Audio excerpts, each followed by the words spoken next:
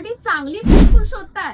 तब्बल 44 वर्षांचा अनुभव असणारे इचलकरंजी मधील कोहिनूर क्लासेस आता सुरू करत आहेत कोहिनूर प्री स्कूल। या ठिकाणी तुम्ही डायरेक्ट ऍडमिशन घेऊ शकता। कोणतेही डोनेशन घ्यायची गरज नाही। येत्या गुढीपाडव्याला जर तुम्ही ऍडमिशन केलात तर तुम्हाला 13,000 फी ऐवजी फक्त 10,000 फी भरावी लागणार आहे।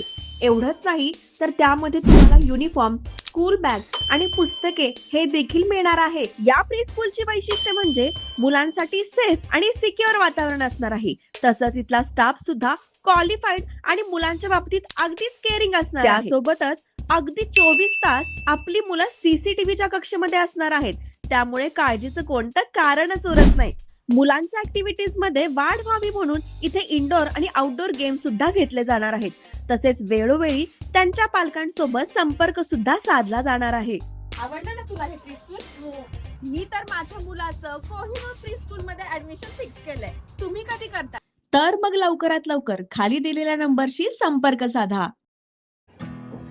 नमस्कार, मी सद्दाम हुसेन मुल्ला, SM नेटवर्क प्रस्तुत इचलकरंजी न्यूज टाइम मध्ये आपले सहर्ष स्वागत आहे। पाहूया आजच्या ठळक घडामोडी।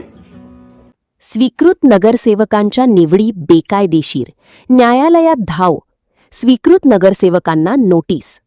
इचलकरंजी महानगरपालिकेच्या स्वीकृत नगरसेवक निवडी बेकायदेशीरित्या झाल्याबाबत माजी आरोग्य सभापती दीपक ढेरे यांनी मुंबई उच्च न्यायालयाच्या कोल्हापूर सर्किट बेंच येथे याचिका दाखल केली आहे। या याचिकेची सुनावणी होऊन न्यायालयाने अधिकारी व 6 स्वीकृत नगरसेवकांना नोटीस काढली असल्याची माहिती श्री ढेरे यांनी दिली आहे। महानगरपालिकेच्या स्वीकृत नगरसेवक निवडीसाठी 20 फेब्रुवारी रोजी सभा बोलावली होती। त्यामध्ये शहराच्या विकासासाठी विविध क्षेत्रातील तज्ज्ञ व अनुभवी व्यक्तींचा समावेश करण्याचा निकष शासनाने लागू केले आहे। त्यानुसार स्वीकृत नगरसेवक यादी ज्या त्या गटाप्रमाणे शिफारस करावी असे आयुक्त पल्लवी पाटील यांच्याकडे केली होती। मात्र तशी न झाल्याने न्यायालयात धाव घेण्याचा इशारा दिला होता। त्यानुसार सदरच्या निवडी बेकायदेशीर असल्याचे न्यायालयासमोर पुराव्यानिशी निदर्शनास आणून दिली आहे।